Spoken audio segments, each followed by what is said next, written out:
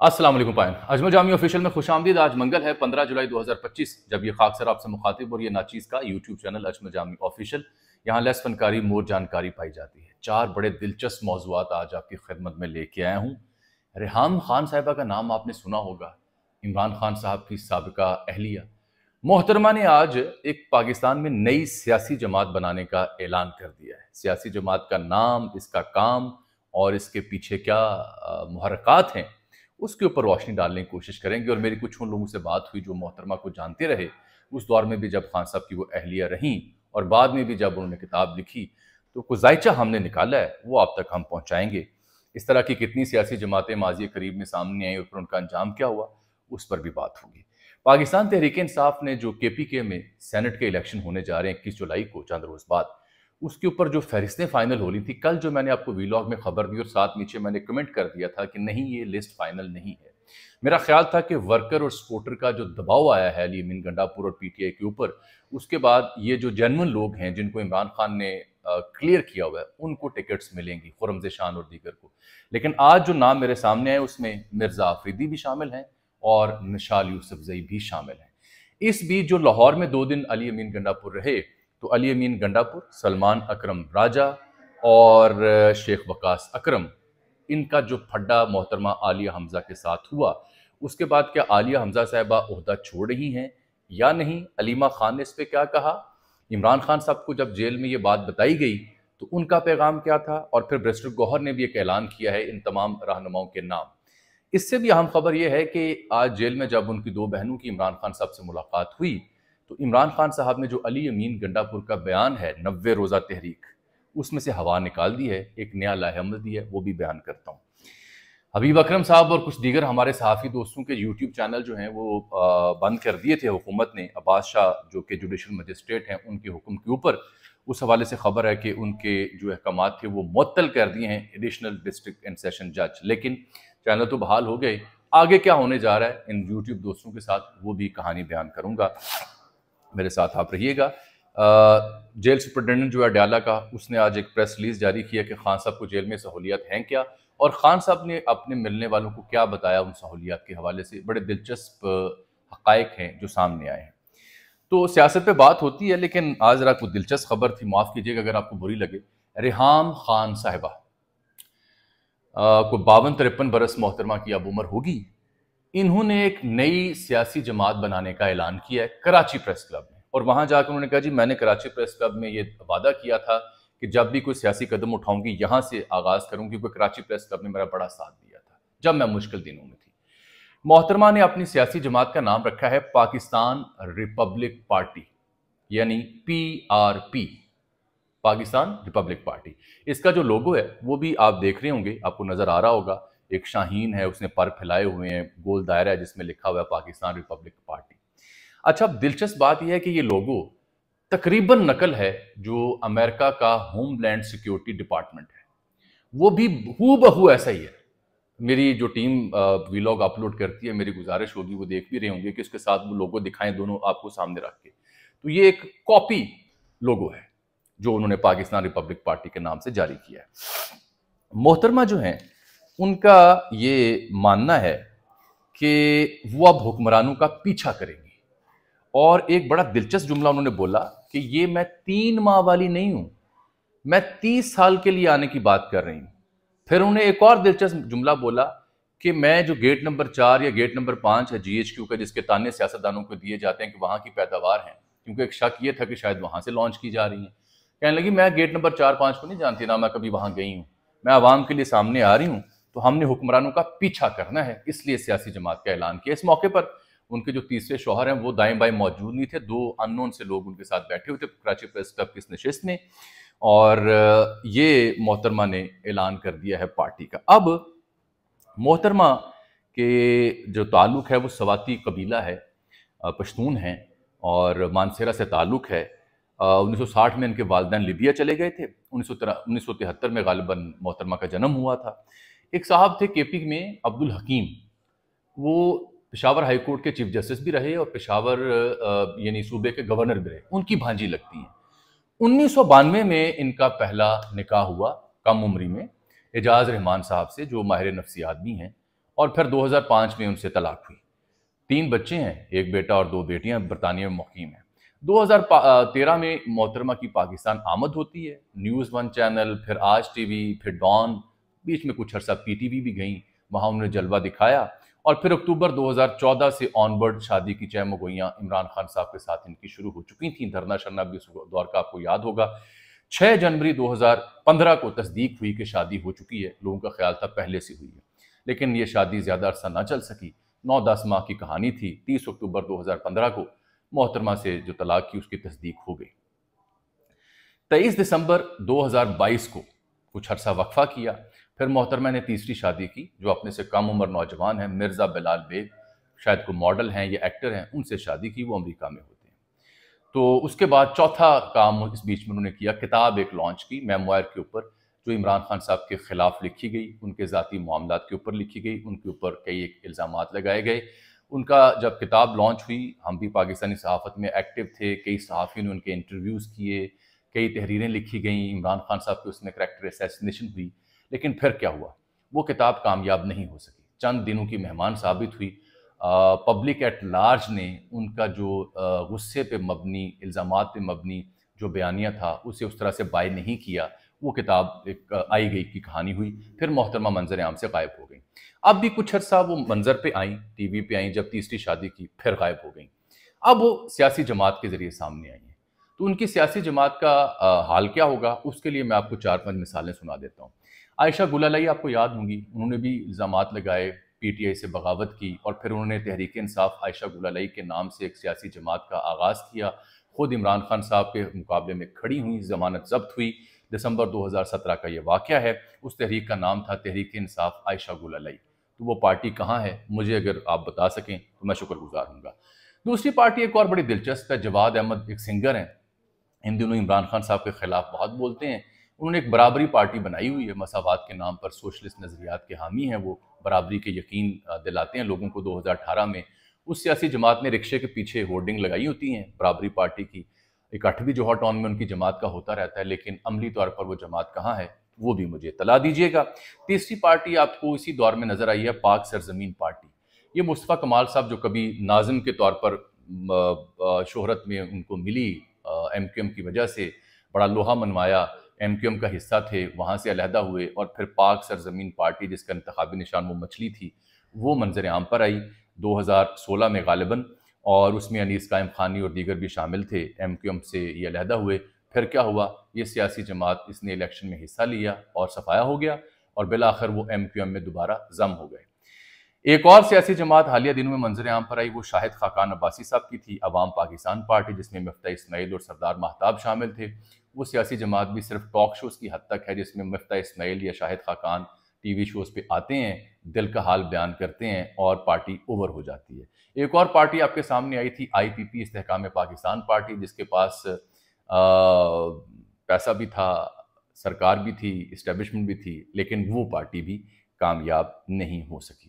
مجموعی طور پر 2024 تک الیکشن کمیشن آف پاکستان نے بتایا کہ 166 سیاسی جماعتیں پاکستان میں رجسٹرڈ ہیں، لیکن ان میں سے 2-4 جماعتیں ہی منظر عام پر آپ دیکھ سکتے ہیں. اب ہوا یہ ہے کہ فروری 2018 میں محترمہ نے بی بی سی کو ایک انٹرویو دیا اور کہا کہ لوگ چاہتے ہیں میں سیاست میں ہوں. تو یہ میں نے بیان آپ کو اس لیے دیا ہے، ان کی خبر کا حوالہ، کہ یہ میری انڈرسٹینڈنگ میں جتنا میں انہیں جانتا ہوں، ان کے ہاں ایک تڑپ تھی سیاست میں آنے کی. اس کا انجام کیا ہوتا ہے یہ تو میں نے آپ کو مثالوں کے طور پر واضح کر دیا ہے، لیکن پولیٹیکل امبیشن ان کے اندر تھی. تو یہ فروری 2018 میں انہوں نے اس کا بیان دیا تھا، جو سامنے آیا اور اس سے نظر آیا کہ یہ سیاست میں آئیں گی. ایک بیان انہوں نے آج اور دیا ہے کہ ملک میں ایسے پرائم منسٹر بھی گزرے ہیں جنہیں خبروں کا علم یا بیوی سے ہوتا تھا یا ٹی وی سے ہوتا تھا. یہ انہوں نے نام لیے بغیر اپنے سابق شوہر کو مخاطب کیا ہے، حالانکہ وہ شاید نہیں جانتی کہ وہ ان سے زیادہ با علم تھے اور با علم ہیں. آگے آ جاتے ہیں. میں نے اس سلسلے میں رؤف کلاشہ صاحب نے 2018 میں ایک کالموں کی سیریز لکھی تھی. اگر آپ محترمہ ریحام خان صاحبہ کے بارے میں مزید جاننا چاہیں تو رؤف کلاشہ صاحب نے روزنامہ دنیا کے لیے کالمز کی ایک سیریز لکھی تھی 2018 میں. 8 یا 9 کالم تھے ایک ہی سیریز کے، جس کا نام تھا عمران خان، شیرو اور میں. اس میں محترمہ ریحام خان صاحبہ کے حوالے سے بہت تفصیل سے انہوں نے گفتگو کر رکھی ہے کہ کیسے انہوں نے رؤف کلاسہ کو بھی پہچاننے سے انکار کیا، ارشد شریف شہید کو بھی، عامر متین کو بھی، اور میں بھی اس کا ایک واقعہ میرے پاس بھی ایسا ہی موجود ہے، ذاتی طور پر ان کے ساتھ سلام دعا تھی، لیکن جب شادی ہوئی تو ایک دفعہ دنیا ٹی وی تشریف لائیں، ان کا استقبال کیا تو انہوں نے پہچاننے سے انکار کیا، لیکن پھر ایک اور موقع پر جب وہ صحافیوں کے ساتھ بیٹھی تھیں، کتاب منظر عام پر آنے والی تھی، تب انہوں نے مجھے بڑا خوشگوار تاثرات کے ساتھ یاد کیا، اور تب فقیر نے کہا کہ آپ سے شاید کہیں ملاقات ہوئی ہے۔ تو یہ ایک سیریز پڑھیے گا۔ دوسرا ہارون الرشید صاحب، عمران خان کی بڑی قربت انہیں رہی، آج میری ان سے بھی ٹیلی فون پہ بات ہوئی اس معاملے کے اوپر۔ ہارون صاحب نے بتایا کہ جی ان کی نظر میں جب عمران خان صاحب نے شادی کر لی تو وہ دوست کی بیوی تھی، لہٰذا وہ ان کے اوپر تبصرے سے گریز کرتے تھے۔ تو انہوں نے کہا جی محترمہ ریحام خان صاحبہ جو ہیں ان کے اندر 4 چیزیں انہوں نے نوٹ کی۔ ایک تو پولیٹیکل ایمبیشس بہت زیادہ ہے، پھر شہرت اور دولت کی خواہش ان کے ہاں بہت زیادہ ہے، پھر وہ ریجڈ ہیں، ضدی مزاج ہیں۔ تو یہ 4 عناصر تھے جس کی وجہ سے ایک زمانے میں انہوں نے خان صاحب کو مشورہ دیا تھا کہ ان کی مینٹل انرجی اور دیگر انرجیز بہت ہائی ہیں، ان کو کہیں انگیج کریں، اور خان صاحب اس طرح سے نہیں کر سکے، بعد میں انہوں نے بھگتا بھی اس سلسلے کو۔ وہ یہ کہتے ہیں کہ جی کسی بھی کامیاب سیاسی جماعت یا کامیاب رہنما کے لیے 4 چیزوں کا ہونا ضروری ہے۔ Number 1 charisma, number 2 character, number 3 knowledge, اور نمبر 4 سینس آف ڈائریکشن۔ تو انہوں نے کہا جی ان 4 چیزوں کا اطلاق ریحام خان صاحب اور ان کی پارٹی پہ کر لیں، آپ کو جواب مل جائے گا اس پارٹی کی فیٹ کیا ہوگی۔ یہ کہانی کرتے ہیں یہاں ختم، اور آگے آ جاتے ہیں پاکستان تحریک انصاف کے اوپر۔ دیکھیے کل میں نے آپ سے عرض کی تھی ویلاگ میں کہ سینیٹرز کی جو انتخاب ہونا ہے کے پی کے میں، تو میرا کل تک خیال تھا کہ جتنا پی ٹی اے کا ورکر سپورٹر نے دباؤ ڈالا ہے، اس کے بعد علی امین گنڈا پور اور دیگر لوگ جو دولت مند لوگوں کو سینٹ کے ٹکٹ دلوانا چاہتے ہیں وہ باز آ جائیں گے، اور کل تک خبر تھی بھی یہی۔ لیکن آج برسٹر علی ظفر نے بھی واضح کر دیا کہ ابھی تک چیزیں واضح نہیں ہوئیں، لیکن آج شام جب میں آپ سے مخاطب ہوں تو چیزیں واضح ہو چکی ہیں۔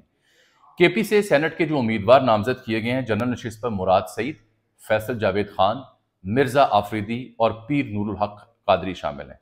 ٹیکنوکریٹ سیٹ پر اعظم سواتی ہیں، خواتین کی سیٹ پر روبینہ ناز اور ڈاکٹر ثانیہ نشتر کی خالی سیٹ کی جگہ مشال یوسف زئی ہیں۔ اب مجھے جو پی ٹی اے کے چاہنے والے ہوں بتائیں، ڈاکٹر ثانیہ نشتر کا متبادل مشال یوسف زئی ہیں، کیا آپ کو موازنہ بنتا ہے؟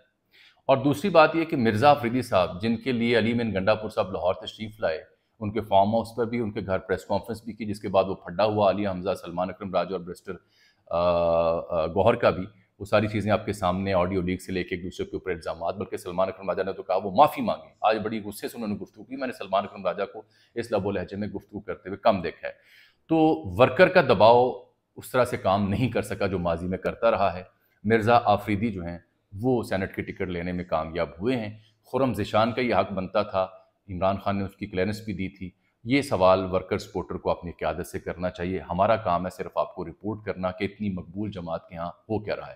باقی نون اور جے یو ایف کا نام ہی نہ پوچھیں نا، دلاور خان ہوں، سینٹر طلحہ محمود ہوں، وہ تو ہمیشہ جو تگڑے طاقتور لوگ ہیں، پیسے والے لوگ ہیں، ان کو ٹکٹ دیتے ہیں، ان سے پیسے بھی لیتے ہیں، یہ معمول کی بات ہے۔ تو بہرحال مشال یوسف زئی صاحبہ آ گئی ہیں سامنے، ایک طرف جو خاتون خانہ ہیں ان کی پسندیدہ رہنما آ گئی ہیں، ایک طرف جو علی امین گنڈا پور صاحب ہیں ان کی منظور نظر جو صاحب ہیں یعنی مرزا آفریدی وہ آ گئے ہیں۔ میں تو مبارکباد ہی پیش کر سکتا ہوں۔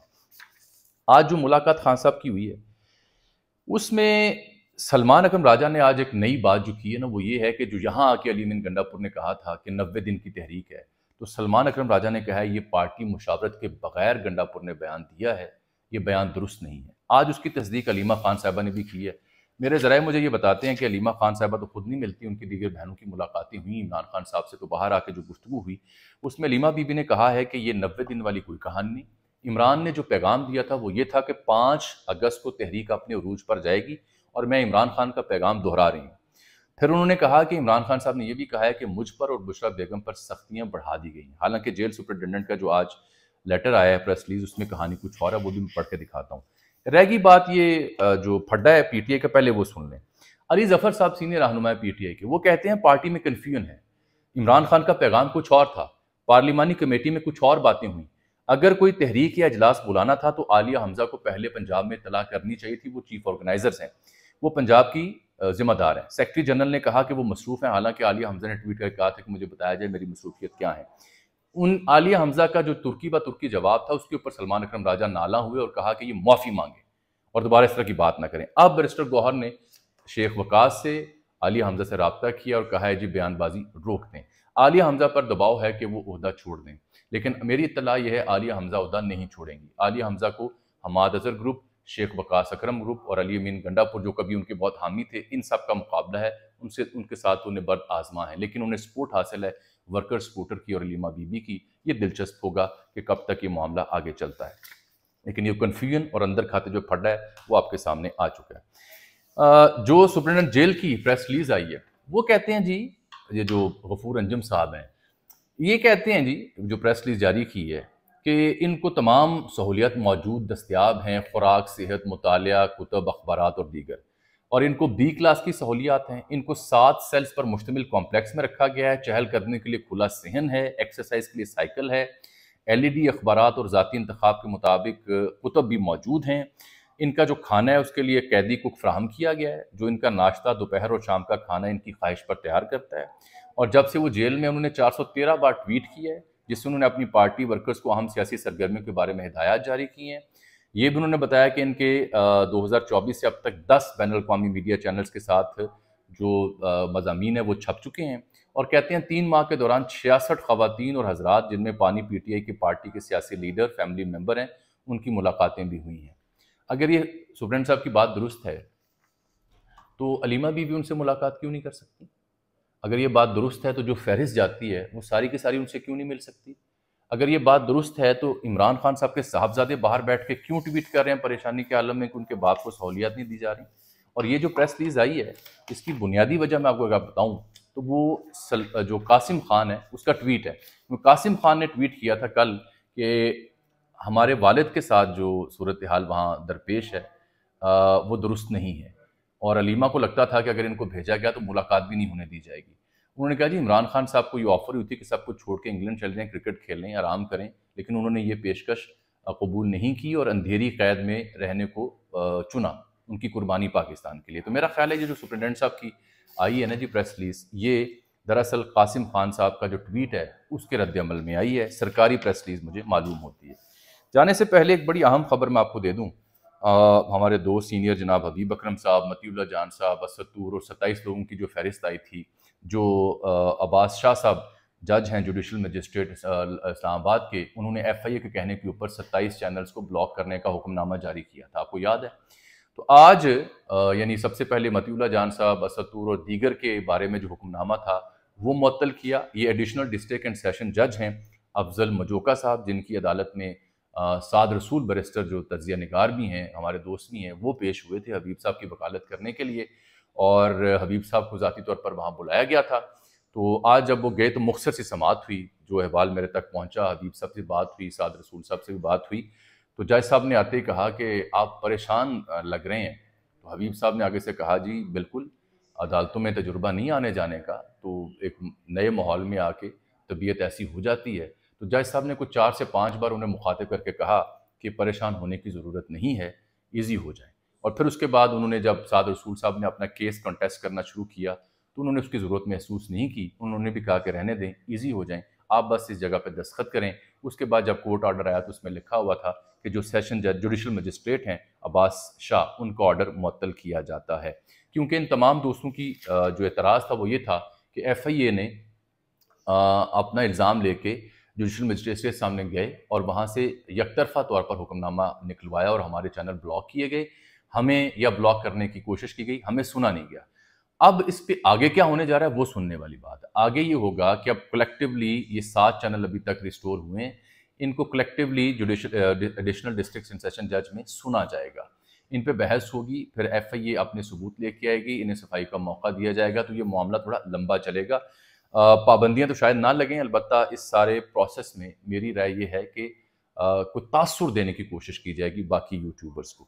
مجھے آج کے لیے آپ اجازت دیجئے۔ ریحام خان صاحبہ کی پارٹی کا کیا حال ہوگا مجھے یہ ضرور آپ بتائیے نیچے کامنٹ سیکشن میں۔ اللہ حافظ۔